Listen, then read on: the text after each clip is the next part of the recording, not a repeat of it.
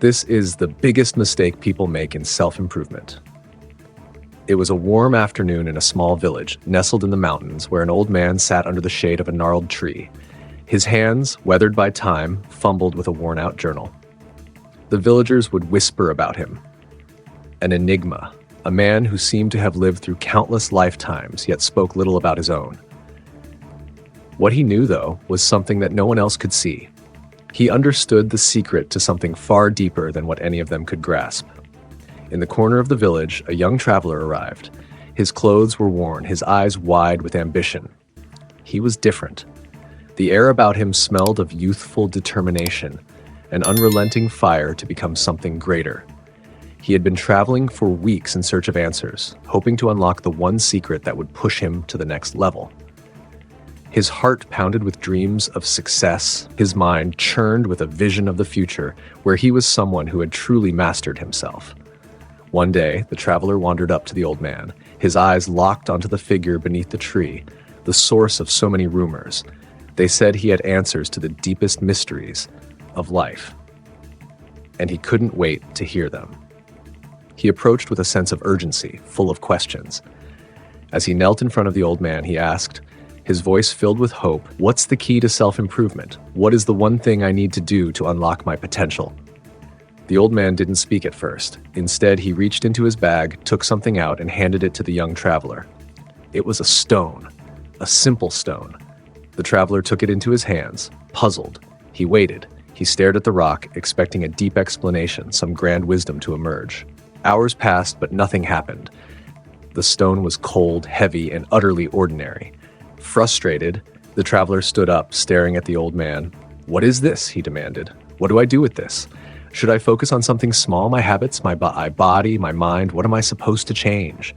The old man simply gazed at him for a moment, his eyes piercing and calm. And then, without a word, he stood. He walked toward the edge of the village and looked out at the distant mountain. It stood tall, almost unreachable, its peak hidden in the mist. The traveler followed him, still holding the stone tightly in his hands, confusion deepening with each step. The old man turned back to the traveler and asked, "Do you see that mountain?" The traveler nodded, his eyes scanning the great expanse. The mountain, towering in the distance, was majestic. It seemed to represent everything the traveler aspired to reach. "The mistake people make in self-improvement," the old man said slowly, his voice low and deliberate, "is that they think they must conquer the mountain first, but it's the mountain's roots that will make you strong." The traveler's confusion deepened. The old man turned and began to walk away, as though the conversation was over. He didn't offer more explanation. He didn't say another word.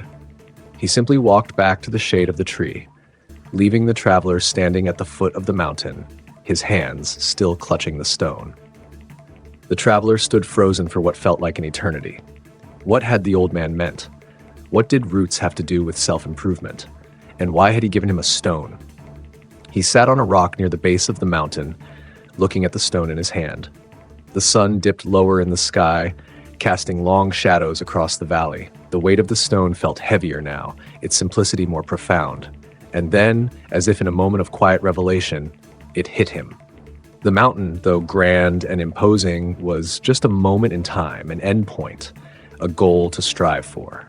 But the roots were where the foundation was built. Roots weren't seen. They didn't show up on a map. They weren't talked about in books, and no one pointed them out when they spoke of success. But they were everything. What were the roots of his life? What were the quiet forces shaping his growth? They weren't the obvious things, the habits or routines everyone talked about. They weren't the flashy changes or the easy wins. The roots were deep within him, his beliefs, his self-worth, his understanding of the world. The traveler closed his eyes and breathed deeply, realizing something profound. The mountain was the visible transformation, the one that everyone could see and admire. But it was the roots, the unseen foundation of who he truly was, that would allow him to climb, to grow, to become strong enough to even face the mountain in the first place. For the next few days, the traveler stayed in the village. He didn't rush to climb the mountain. Instead, he reflected on his life, on his inner world, on the small things that had shaped him without his realizing. He began to understand the subtle, quiet forces that had shaped his mind, his habits, his emotions. The roots were his deep-seated beliefs, his unspoken fears, his understanding of what truly mattered to him. And in that time, he let go of the desire to quickly conquer the mountain. Instead, he focused on strengthening his roots. He took time to reflect on his deepest truths, to peel back the layers of doubt and fear that had held him back. He dug into the quiet work, the work no one saw, the work that would make the visible change possible. When he left the village weeks later, the mountain no longer seemed so distant. It was still high, still challenging, but now he felt grounded. He understood the mountain wouldn't be climbed in a day. But with strong roots, he could climb it, at his own pace, with true strength, and with a deep sense of knowing who he was. And yet, as he walked away, one question remained unanswered. How many others would make the same mistake he had? How many would chase the mountain, ignoring the roots, thinking that if they could just reach the top, they'd find their true selves? The answer wasn't as simple as they thought. The biggest mistake people make in self-improvement isn't about pushing harder, grinding more, or changing everything. The mistake is in thinking that the mountain is all that matters. The truth? It's the roots, the unseen work, the foundation that will determine whether you'll ever reach the summit. It's not in the grand gestures. It's not in the visible actions. It's in the quiet work, the hidden forces that shape your mind and spirit. It's in the things no one sees.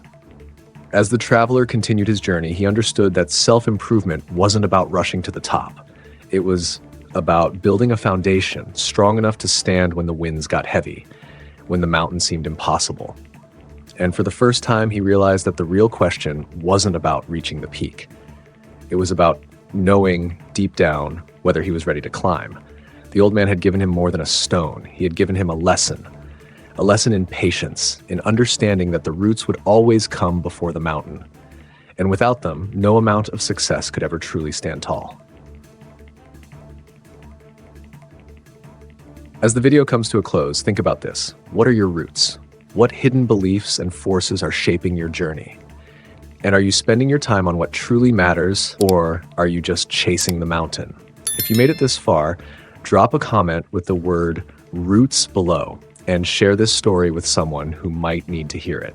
And if you want to dive deeper into these hidden truths, stay tuned for the next video. You won't want to miss what's coming next. Like, share, and comment because you're about to unlock something that could change everything for you.